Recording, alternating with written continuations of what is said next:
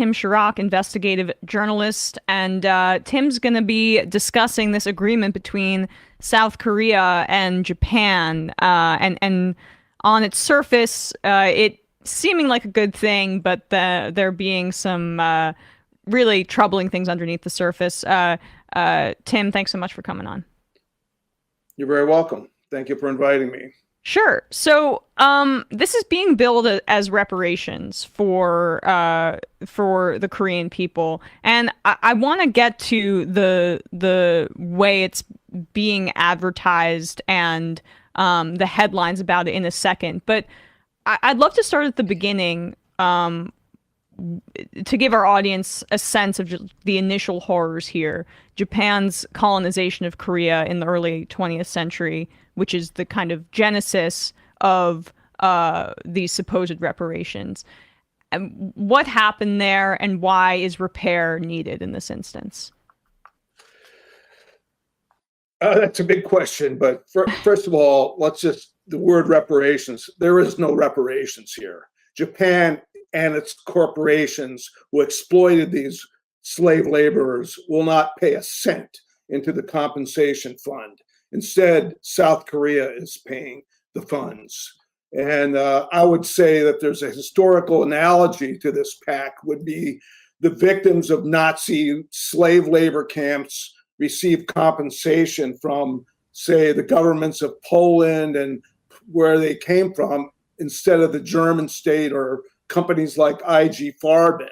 I mean, it's really a sham agreement, and very shameful for it to be advertised as a huge breakthrough by the Biden administration. And in terms of the colonial period and World War II, it really shows an incredible lack of understanding and respect for what Koreans went through during that 35-year period of colonialism. I mean, Japan, colonized Manchuria, north of Korea. It colonized the entire Korean peninsula. The southern part of Korea was used as a place to grow rice and ship it all to Japan.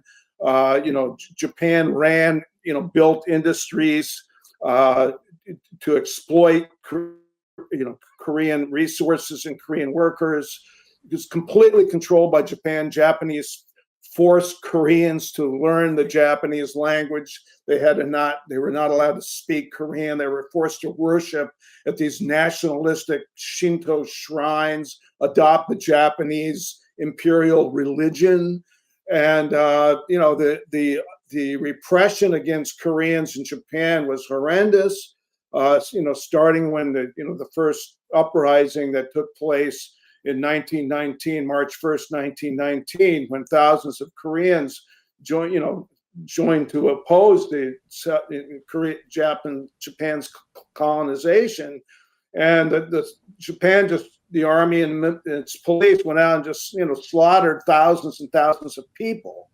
But also Japan was very clever in terms of running a kind of counterinsurgency operation in colonial Korea, because it trained its own Koreans. It built it brought Koreans into its army, into its police forces, and so there was this huge opposition to Japanese colonialism, and then there was all these people who collaborated with Japanese colonialism, as military officers, police, and so on. And so, that split within the Korean population is really at the heart of the Korean division at the end of World War II, and also the Korean War, which was really a civil war, because the people that opposed Japanese colonialism and fought Japanese colonialism became the powers in North Korea after the division and when it was under Soviet occupation. South Korea under U.S. occupation, all the people that had collaborated with Japan became part of the U.S. government that it created, and that led to the Korean War. And also, it's really important to note that, the longtime dictator of South Korea, Park Chung-hee, who was himself trained in the Japanese military during the colonial period in World War II. He served in the Japanese military, and he signed under very strong U.S. pressure in 1965. He signed a normalization treaty with Japan that the Japanese are now citing as the reason they don't have to pay compensation. They say all that was settled in this 1965 treaty. So, ever since then, Koreans have been demanding, compensation and apology for what happened. And Japan has, when was it? In 1995, one of the rare socialist prime ministers of Japan actually made quite a full apology. But the ruling Liberal Democratic Party, led by Prime Minister Kishida, has always sort of downplayed that apology. And in fact, in this last agreement, they just said they'll refer to past apologies. They didn't make any new apology or anything. So I'll stop there. That's the background. Yeah, and if you don't mind, I'd love to dive even further into that background, because for people that don't realize, it was hundreds of thousands of Koreans forced into slave labor during the early part of the 20th century, before the end of World War II, when that colonial infrastructure and those collaborators ended up just immediately kind of shifting to the United States' efforts there, which was a big part of the genesis of the Korean War. And there were also comfort women during this period, Korean women who were enslaved as sex slaves. And they're still, despite all of that harm, there's recognition to a degree, but it's begrudging, and also, as we'll get into with this agreement, wildly insufficient, especially when you take the United States' role into context, and the fact that the U.S. really used the colonial infrastructure of Japan in order to wage its anti-communist war in Korea. Absolutely. A lot of Americans don't know that South Korea in the first years of the U.S. occupation was under actually a U.S. Army military government, which ran Southern Korea. And they put together this government of landlords, collaborators, open fascists that had collaborated with the Japanese. And at that time, from about 1946 to 1949 or so, there was a massive armed resistance against the U.S. military government and the Syngman Rhee government that was installed by the U.S. And it was actually, one of the first mass, use of anti-communist violence, mass anti-communist violence that took place in Southern Korea long before the Korean War. I mean, the mass slaughter there is unbelievable, and it's becoming clear. Many Korean historians have been writing books about it and delving into this period in the last 20 to 30 years, but it's something that Americans know virtually nothing about. To the way the America presents the Korean War is it began suddenly without notice when North Korea, and aided by Stalin and Mao, and cruelly invaded South Korea. North Korea did invade South Korea on June 25th, 1950, but they saw it as a way to kick the U.S. out of the Korean Peninsula, and that's the genesis for the Korean War, was this massive war against the left early on, and the anti-colonial left, the people that resisted having this kind of right-wing government imposed on them, and that history is very important, and this is really a reflection on it.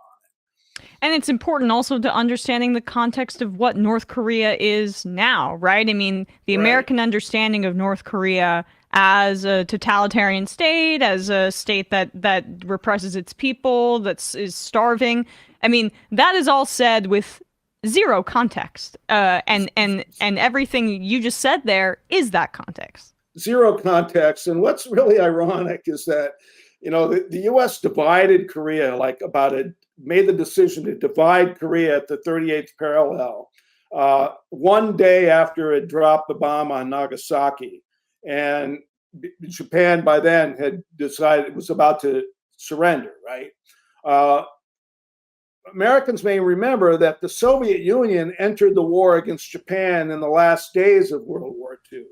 And at that time, the Soviet Union, under an agreement with Franklin Roosevelt that had been made, long before, invaded Manchuria to push the Japanese out and was pushing into Korea. And U.S. officials were very concerned that the Soviets would bring with them these Koreans who had gone to Manchuria to fight the Japanese into Korea. And they'd have more of a One of claim. them was Kim Il Sung, the Right. founder of North Korea. And so really for 75 years, the United States has been at war with the Manchurian Korean communists. It's a straight line from then until today, which does not excuse at all or justify the kind of government and totalitarian state that they have in North Korea that's over decades has been created. But that's the genesis of it. Yeah, and I mean the also anti-communist fears are 100% the genesis too, because the United States was terrified that the Soviets were going to be able to be greeted as liberators, or there would be sympathies there, and that's an important part of why they so quickly filled that vacuum in Korea and attempted to make its influence felt immediately, basically, if that's correct. That's correct. And the way that the Biden administration and all its think tank flunkies in the newspapers like the Washington Post have promoted this agreement, it's a complete whitewash of what really happened. And it's a complete whitewash of the fact that Japan and its corporations do not pay into this compensation fund is just to me, it's just incredible that's hailed as some kind of fantastic diplomatic breakthrough by Blinken and these people. And the other thing is that this is nothing new. I mean, it's being promoted by the Biden administration and Blinken as and people like columnists like Josh Rogan in the Washington Post. It's like, finally South Korea and Japan are coming around to understanding the great threat from China and North Korea, and they're joining with us in our strong opposition to them. Well, the fact is that, a similar agreement was actually made under the Obama administration. Blinken actually brokered this agreement about sex slaves and forced labor in 2015, an agreement that included no input whatsoever from the women who were exploited as sex slaves, and was rejected by South Korea and then the next government of Moon Jae-in. It was completely rejected. The agreement completely fell apart. That too was hailed by Blinken and Obama as a great breakthrough. And another fact is that the U.S. has been trying to link up Japan and South Korea into a strategic alliance really since the 1965 treaty. And I'm actually writing a book about this, because this is the hidden, untold story of South Korea and Japan, is the way that the United States, almost immediately after World War II, tried to bring back Japan into Southern Korea and link them up again. And this is kind of the final stamp on that alliance, because Biden actually, calls it now a trilateral alliance. and it's probably deeper than it's ever been. But I really am skeptical that this is going to be, go through in Japan, in South Korea, where it's been strongly opposed by the victims, survivor groups, as well as many progressives. The leading progressive newspaper, Hankyoreh, has completely denounced this agreement. And, many Koreans are really, really angry about it. And Yoon, the president of South Korea, who's now going to get a state visit with Biden for his, in April, for his great diplomacy. And he's going to be rewarded, for this agreement with a state visit to the White House. He is, he won. He's very, very right wing and militaristic. He won by the narrowest of margins. So he doesn't really have, he's not very popular in South Korea. Japan, it's a mixed reaction. I think among people in general, South Koreans and Japanese, there's a lot of friendship between normal citizens of the both countries, and people like to visit each country. And there is friendship, but there's this real deep tension about these kinds of issues. And in Japan, the dominant right-wing politics of the Liberal Democratic Party is denial of its crimes. I mean, they deny sex slaves. These people were paid prostitutes. They all knew what they were doing and they were getting into, and et cetera, et cetera. There's a flat denial of the cruelty, and that's part of this, sham agreement, I think. So I'm very curious to see, how this proceeds, because it has to be approved in Japan as well as in South Korea. So if I'm reading this right, this is like a United States brokered attempt to create to paper over this history, to attempt to accelerate some sort of healing so the United States can have an even larger stronghold in the seas and in the proximity of China, right? It is very much in the United States' interests to have a healed relationship between South Korea and Japan, plus the reopening right now of 4 military bases in the Philippines, plus the 2 new weapons and submarine agreements with Australia. Like, is this to be viewed within the larger, broader context of the Biden administration's insistent belligerence with China? Well, absolutely, and also belligerence with North Korea. I mean, there was a possibility of an agreement that crashed in 2019 when President Trump went and met with Kim Jong-un, but his attempt to make the peace with North Korea completely collapsed when North Korea made a offer to shut down 80% of its nuclear facilities in exchange for a lifting of sanctions.